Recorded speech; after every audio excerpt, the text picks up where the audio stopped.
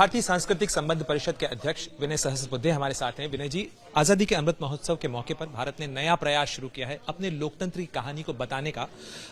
इस प्रयास में अभी तक जो आपका अनुभव रहा वो कैसा रहा? देखिए, एक प्रारंभिक प्रयास है और पहली एक यात्रा हमने आयोजित की और जिसमें विभिन्न 8 देशों के और वो मतलब विश्व के हर कोने कोने से थे। लैटिन अमेरिका से जमैका के लोग थे, यूरोप से हमारे पोलैंड और स्वीडन के लोग थे, पड़ोसी देशों में से हमारे भूटान और श्रीलंका के लोग थे, मलेशिया के थे, ऐसे विभिन्न, और फिर अफ्रीका से टंजानिया के लोग थे। तो ऐसे विभिन्न 8 देशों के जनतांत्रिक नेता और समाज के विभिन्न वर्गों में क्षेत्रों में काम करने वाले, कुछ साहित्यकार थे युवा, कुछ युवा पत्रकार थे, कुछ सांसद थे, कुछ मंत्री थे, कुछ सामाजिक कार्यकर्ता थे। इन लोगों को हमने बुलाया और 8 दिन उनकी भारत यात्रा हमने आयोजित की, जिसमें भारतीय जनतंत्र का भी परिचय उनको करवाया, कुछ उनके लिए ब्रीफिंग्स रखे, भारतीय संस्कृति के बारे में, भारत में हमारे वंचित वर्ग के विकास के लिए हम क्या करते हैं उसके बारे में, और तरह तरह के स्थानों को उन्होंने विजिट किया। अमूल का प्रकल्प उन्होंने देखा, इसरो को विजिट किया और स्टैच्यू ऑफ यूनिटी देखकर वो बड़े अभिभूत हो गए। साबरमती का रिवर फ्रंट देखा और अभी आज दिल्ली आ गए हैं और उनका समापन कार्यक्रम हम कर रहे हैं।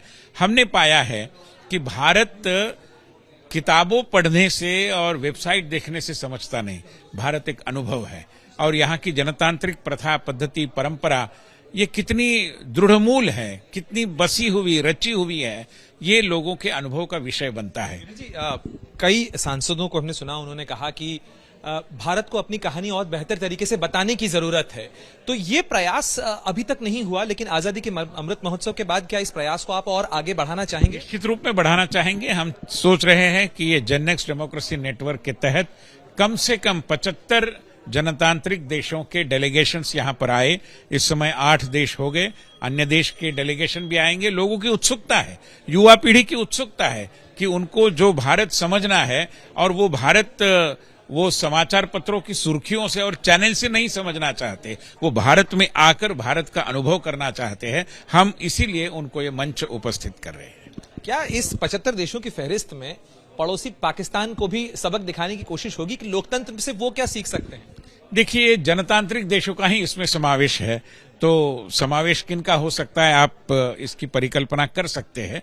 और मैं मानता हूं कि इसका लक्ष्य कोई एक छोटा सा देश नहीं हो सकता, हम पूरे विश्व समुदाय, देखिए ये वर्ल्ड इज ए फैमिली, वसुधैव कुटुंबकम पर विश्वास करने वाले हम ही ऐसे देश है जो अपनी सांस्कृतिक और सभ्यता मूलक अपनी जो धारणाएं हैं उनके आधार पर विश्व समुदाय को एक दृष्टि से अपने पास लाते हैं, जोड़ते हैं। जी, का आखिरी सवाल कि एक प्रयास देश के बाहर आप कर रहे हैं, लेकिन एक प्रयास आपने देश के भीतर भी शुरू किया है कि वो अनसंग हीरोज जिनकी कहानी नहीं कही गई, वो राष्ट्र नायक जिनकी कहानी बताई जाने की जरूरत है, उनको भी समाविष्ट किया जाए, उन्हें समाहित किया जाए। तो इस बारे में क्या आगे प्रयास हो रहा है, चाहे वो सिख समुदाय से हो या अन्य समुदाय से हो?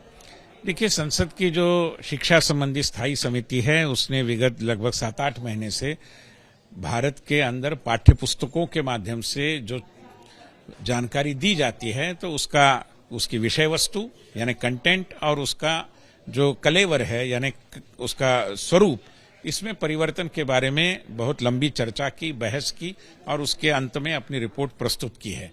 हम चाहते हैं कि देश के अंदर ऐसे कई लोग हैं और ऐसे कई नेता हैं, जैसे आदिवासी वनवासी समाज के नेता, अभी इनकी जो कहानी है उनके अंदर भी कई सारे, रानी मां गाइडिंगलू उधर नागालैंड में हो गई, उमाजी नाइक करके एक बहुत बड़े, या टंट्या भिल्ल हमारे मध्य प्रदेश में हो गए, ऐसे बहुत, इनको कहीं समावेश नहीं किया जाता।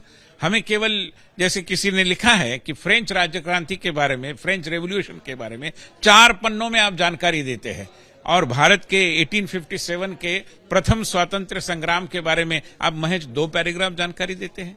ये तो नहीं हो सकता और इसलिए हमारे यहाँ के जितने महापुरुष, सभी समुदायों के, सभी भौगोलिक क्षेत्र में से, चाहे अहोम डायनेस्टी हो, लाचित बरफुकान हो, चाहे विजयनगर साम्राज्य हो, राजेंद्र चोला जी का इतना बढ़िया काम है वो हो, महाराणा प्रताप जी का काम हो, रणजीत सिंह जी का काम हो, छत्रपति शिवाजी महाराज के बारे में जो बताया जाना चाहे वो बताने की आवश्यकता हो, इन सारे को समेकित रूप में नई पीढ़ी को एक विरासत के रूप में अगर हम नहीं प्रस्तुत करेंगे तो कौन करेगा।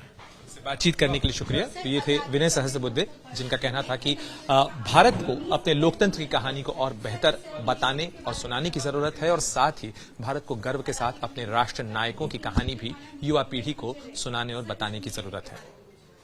प्रणय उपाध्याय, दिल्ली, एबीपी न्यूज।